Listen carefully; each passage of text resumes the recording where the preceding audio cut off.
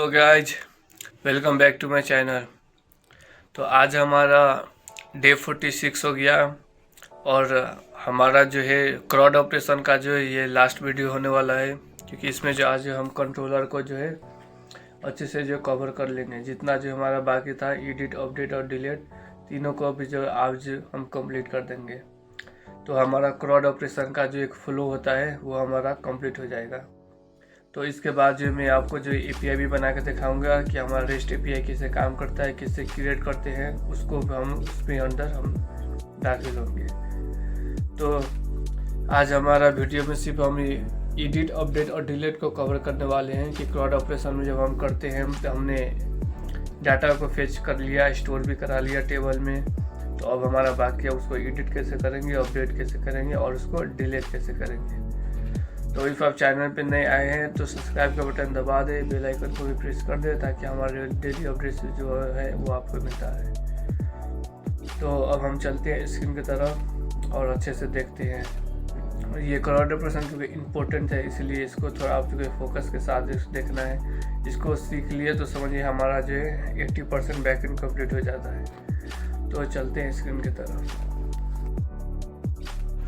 तो आज हमारा लास्ट वीडियो होने वाला है क्राउड ऑपरेशन का, तो आज हम इसको कवर करने वाले हैं। तो आज हमारा मेन टारगेट होगा एडिट, अपडेट और डिलीट। तो ये तीन चीज़ों को जो आज हम फिनिश करेंगे। ये तीन चीज़ फिनिश करने के बाद हमारा crowd operation fully final complete हो जाएगा। तो उसके बाद हम जो पोस्टमैन में जाएंगे, पोस्टमैन से हम एपीआई बना के टेस्ट करेंगे। रेस्ट एपीआई पर हम नेक्स्ट वीडियो से रेस्ट एपीआई पर काम करेंगे, क्योंकि हमें ज़्यादा से ज़्यादा क्राउड ऑपरेशन को ज़्यादा से ज़्यादा प्रैक्टिस करना है। यही मेन कोर है, बैकएंड का मेन कोर ही यही है, इसलिए हमें इसको छोड़ना नहीं है। तो ये हमारा लास्ट वीडियो हो गया क्राउड ऑपरेशन का। तो हम चलते हैं अब अपने प्रोजेक्ट में और हम करके भी देखेंगे। इससे पहले वीडियो में हमने कवर किया था डाटा फेचिंग प्लस जो है डाटा को टेबल में स्टोर कैसे करना है। अब हमारा फेचिंग भी हो गया, स्टोर भी हो गया, लेकिन अब जो है अब स्टोर किया हुआ डाटा को हम एडिट कैसे करेंगे, उसको अपडेट कैसे करेंगे और जो है उसको डिलीट कैसे करेंगे, इसको आज हम देखते हैं। आज हम आ जाते हैं अपने VS कोड में, अपने प्रोजेक्ट के अंदर।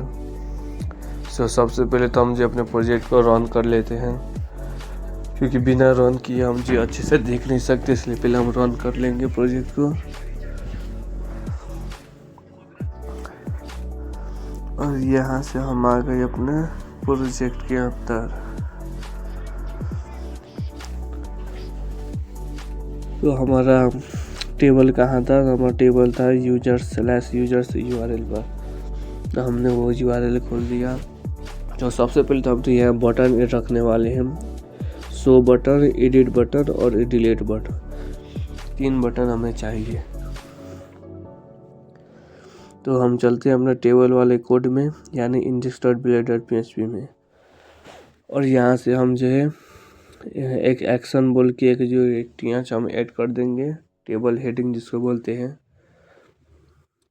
और टीडी बोले तो हमारा टेबल डाटा पे हो गया, और टीआर जो लिखा हुआ होता है वो हमारा टेबल रॉ होता है। और तो ये आपको डिज़ाइन का ही पार्ट है, इसको भी आप फ्रंट एंड में ही आप अच्छे से समझ लीजिएगा क्या है, टेबल कैसे बनता है। हमने तो बूटस्ट्रैप ही उठा कर ला के रख दिया है।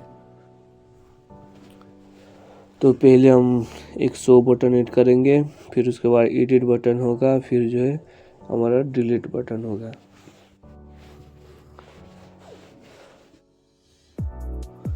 तो हमें जब भी एक पेज से दूसरे पेज में, यानी जहाँ भी हमें राउट रखना है, तो हम वहाँ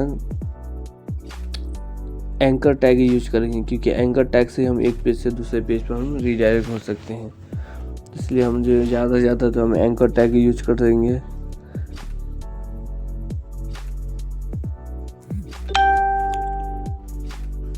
और हम ये बूटस्ट्रैप का क्लास दे रहे हैं, बटन/info हो गया, उसे बटन डैश से सक्सेस हो गया। इससे क्या होगा, हमारा बटन थोड़ा अच्छे डिजाइन में नज़र आएगा बूटस्ट्रैप के वे में।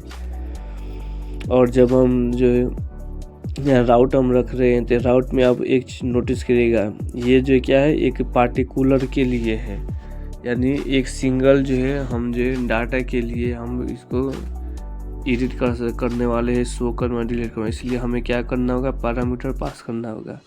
पैरामीटर में क्या पास करेंगे, तो हम आईडी पास करेंगे।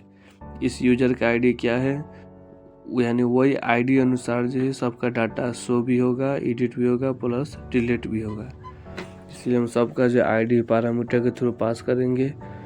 और जब जो है हम जो है डिलीट करने की बात आएगी तो हम डिलीट के लिए हम फॉर्म में ही यूज करते हैं कि फॉर्म में, क्योंकि हमारा जो हमने रिसोर्स यूज किया है तो वो डिफ़ॉल्ट में जो है डिलीट मेथड यूज करता है।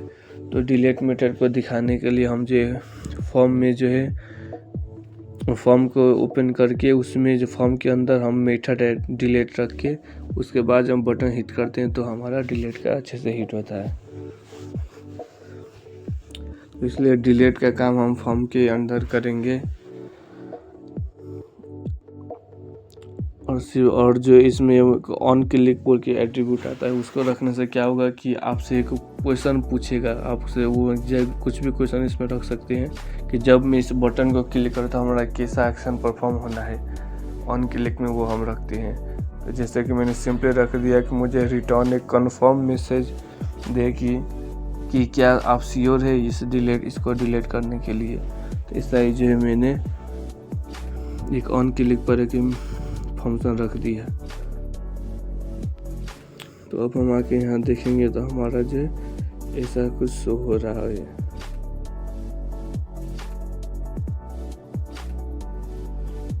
तो मुझे क्या करना है, मुझे जो है वो डिलीट बटन जो है हमारा सेम रो में नहीं है, वो लाइन ब्रेक हुआ है, उसको मैं फिक्स करने के लिए मैं क्या करूँगा, उसको जो है मैं इनलाइन ब्लॉक दूंगा।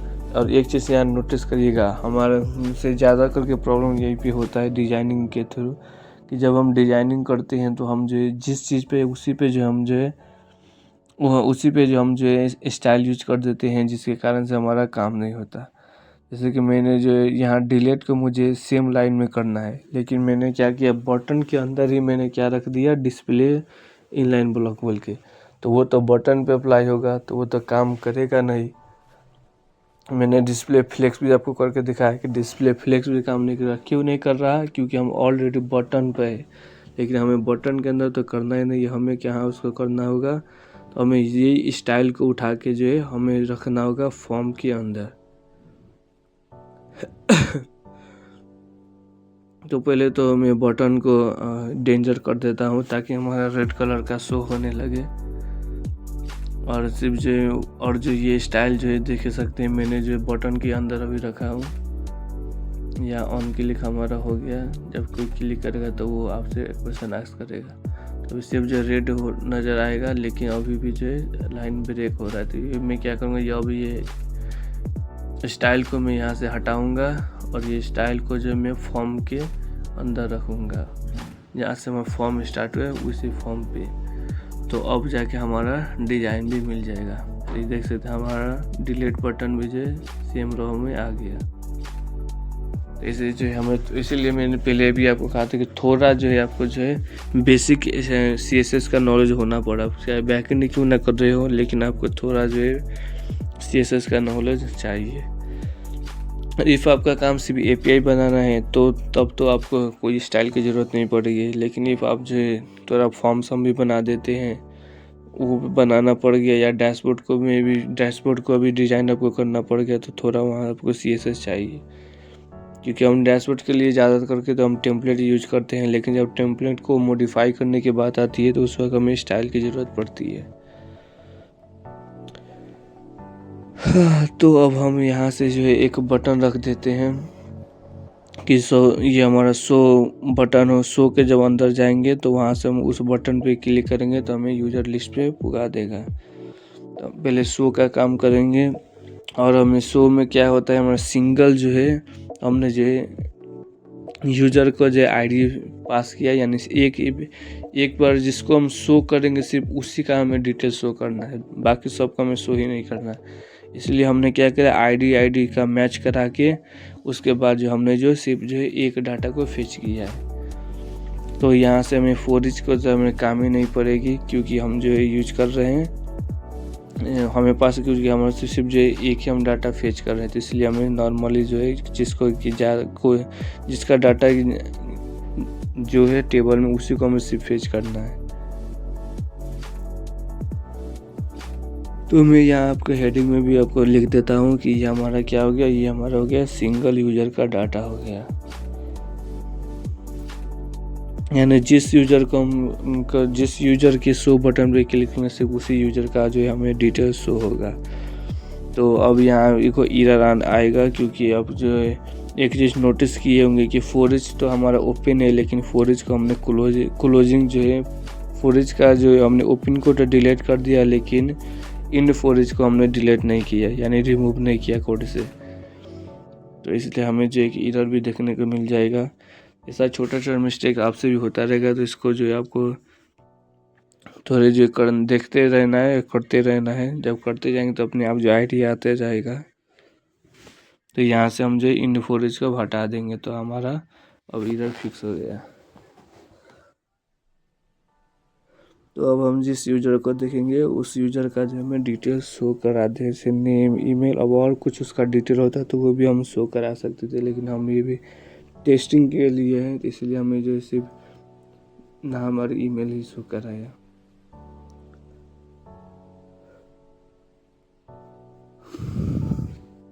तो हम शो का भी हमारा काम हो गया।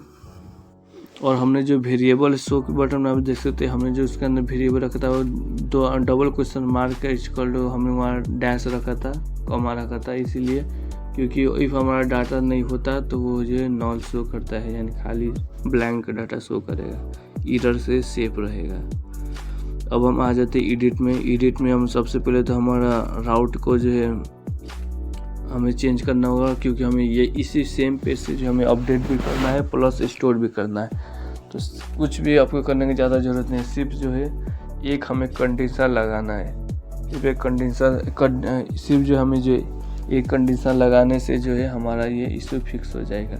और बहुत लोग क्या करते हैं, क्रिएट का दूसरा पेज होता है, एडिट का दूसरा पेज होता है। इतना पेज बनाने की ज़रूरत नहीं है, सिर्फ आप फॉर्म का एक पेज बना के उसमें कंडीशन लगा के जो है आप एक ही पेज से जो है स्टोर भी करा सकते हैं और जो है अपडेट भी करा सकते हैं। तो हम जो सिंपल सा जो है एक टर्नरी ऑपरेटर का जो हम यूज करेंगे। आप फिर चाहे तो इफ़ स्टेटमेंट में यूज कर सकते हैं, इफ़ कंडीशन, लेकिन हम जो टर्नरी ऑपरेटर यूज करेंगे ताकि क्योंकि छोटा हो और एक चीज़ में हमारा काम हो जाए। तो हमने यहाँ क्या लिखा है कि इफ़ अगर यूजर है तो हमारा अपडेट का राउट हिट हो, और नहीं है तो हमारा स्टोर का राउट हिट हो। तो ऐसा हमने नॉर्मली कर लिया। और हमारे जब हम अपडेट करते हैं तो उस वक्त मेथड भी हमें जो पुट मेथड यूज करना पड़ता है। तो इसलिए हमने यहाँ भी कर दिया इट्स @set का यूज किया कि अगर हमारे पास यूजर है या यूजर का डाटा है तो हमारा पुट मेथड हिट होगा। तो मैं यहाँ कमेंट में भी आपको लिख देता हूँ ताकि आपको याद रहे कि ये हमने जो क्वेश्चन मार्क वाला जो ये हमने कंडीशन लगाई, ये टर्नरी ऑपरेटर का हमने यूज करके लगाया। अब जो है हमारा जो जितना जो ये वैल्यू है, जितना जो हमारा जो ये लेबल है और इनपुट फील्ड है, उसमें इनपुट फील्ड में हमें इसे वैल्यू ऐड कर देना है। और PHP को ओपन करेंगे, कैसे ओपन करना है, तो ये डबल कर्ली ब्रैकेट और यहाँ हम @grade और डॉलर यूज करेंगे। @grade हम इसीलिए यूज करेंगे, @grade यूज करने से क्या होता है कि अनडिफाइंड वेरिएबल से हमें बचाता है। इफ़ हमारा डाटा नॉल है तो उस वक्त जो हमें एरर आ सकता है अनडिफाइंड यूजर बोल के, इसलिए जब हम @grade यूज कर देंगे तो वो एरर हमें नहीं आता। वो समझ जाता है कि हाँ जब डाटा नहीं है तो ब्लैंक शो कराना है, एरर नहीं देना। और यहाँ भी हमें एरर आ सकता था, इसीलिए हमने जो यहाँ भी इस सेट का यूज कर दिया कि इफ़ यूजर है तब भी जो ये हिट होना है, यूजर नहीं है तो ये हिट ना हो, स्टोर मीटर हिट हो। तो हम यहाँ से देख भी सकते हैं ये हमारा क्रिएट का हो गया और ये हमारा एडिट में भी जो है हमारा डाटा आ रहा है।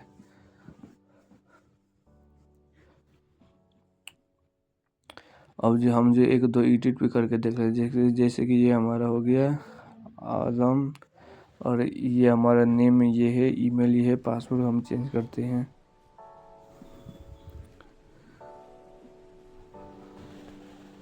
तो ये हमारा सक्सेस आ गया, लेकिन हमें जो है यही पेज पे क्यों रीडायरेक्ट हुआ, क्योंकि हमारे अंडर कोड के अंदर कंडीशन लगा हुआ होगा। हम चलते हैं, पहला स्टेप बाय स्टेप को ही हम देखेंगे। तो हम अभी हमारा हिट हो रहा होगा अपडेट मेथड। तो अब हम क्या करेंगे, अब हमारा यही मेथड हिट हो रहा है, हमें कैसे मालूम होगा, कैसे पता करेंगे। तो मैंने आपको पहले ही बताया था कि लारावेल की बेस्ट डिबगिंग टूल्स देता है, जिसको हम बोलते हैं DT डंप एंड डाई। तो मैं यहाँ सिंपली चेक करूँगा कि मेरे रिक्वेस्ट में क्या क्या आ रहा है, इसलिए ऑल रिक्वेस्ट को मैं यहाँ से चेक करूँगा। और जब मैं यहाँ फिल कर जब सबमिट करूँगा तो यहाँ देख सकते हैं वही मेरा अपडेट मेथड हिट हुआ। मैंने जो जो फिल किया था सारा डाटा यहाँ शो होने लगा। तो अब मैं वो रिक्वेस्ट को बंद ऑफ करूँगा और फिर जो मैं यहाँ भी आकर इस यूज़र को DT करूँगा कि यूज़र वाकई जो है आ रहा है कि नहीं, यानी जिसको हम अपडेट कर रहे हैं वही यूज़र ये है कि नहीं। तो उसको भी हम यहाँ से चेक कर सकते हैं कि हाँ, हम जो अपडेट कर रहे हैं ये वही यूज़र है, ठीक है। इसे जो हम कंफर्म करके टेस्ट करते हैं, ठीक है। तो ये भी हमारा ठीक हो गया। अब हम यहाँ जो अपडेट में क्या लिखे, रिक्वेस्ट और लिए। रिक्वेस्ट और रखने से भी कोई आपको फ़र्क नहीं पड़ेगा, आपका काम करेगा ही करेगा, लेकिन हम ओनली भी यूज़ कर सकते हैं। जैसे कि हमें कौन कौन सा कॉलम है, तो हमारा जैसे नेम हो गया, ईमेल हो गया, पासवर्ड हो गया, सिर्फ 3 ही है। तो आप ओनली ही यूज़ करिए, थोड़ा बेटर होगा। जब ज़्यादा डाटा हो तो अब आप ऑल यूज कर सकते हैं। अभी भी ऑल यूज करने से कोई आपको इफेक्ट नहीं होगा। और यहाँ से हम राउट को भी चेंज कर सकते हैं, यानी रीडायरेक्ट का राउट, यानी यूजर्स ऑफ डॉट इंडेक्स राउट पे भी हिट होगा। तो अब हम इसको अपडेट करके देखेंगे। तो ये हमारा अपडेट होके जो है रीडायरेक्ट कहाँ हो जाएगा, तो इंडेक्स यानी टेबल तक हमारे रीडायरेक्ट हो जाएगा। तो यहाँ से हमने सबमिट किया, तो ये देख सकते हैं हमने जिसको एडिट किया होगा वो अपडेट किया होगा, वो अपडेट हो गया है। फिर से हम दूसरा भी करके देख सकते हैं। तो यहाँ से हम जो सिंपली आके उसको जो है अपडेटेड लिख दिया, और यहाँ भी आके हमने अपडेटेड लिख दिया ताकि हमें पता चल सके कि यहाँ अपडेट हो रहा है कि नहीं हो रहा है। तो उसको हम कंफर्म करने के लिए ऐसा लिखा। तो यहाँ देखिए ये भी हमारा अपडेट हो रहा है। तो इससे हमें अपडेट का भी काम करता है। तो ये तो आपको इजी ही नज़र आ रहा होगा, इसमें अभी कोई नहीं। जब अभी तो हम नॉर्मली एक बिगनर वाले वे में कर रहे हैं, इसलिए भी सब एकदम इजी लग रहा होगा। और बाद में प्रोफेशनल वे में भी इसको करेंगे तो थोड़ा कोड का लेंथ भी बढ़ेगा। तो यहाँ देखिए ऑन क्लिक किया, जब मैंने डिलीट पर क्लिक किया तो यहाँ ऑन क्लिक वाला हिट हुआ कि are you sure want to delete बोल के। तो मैंने जब एस किया तो डिलीट हो गया, ओके किया तो ये भी डिलीट हो जाएगा। तो ऐसे जो है डिलीट का भी काम होता है। डिलीट फंक्शन का कोड हमने इससे पहले ही लिख दिया था।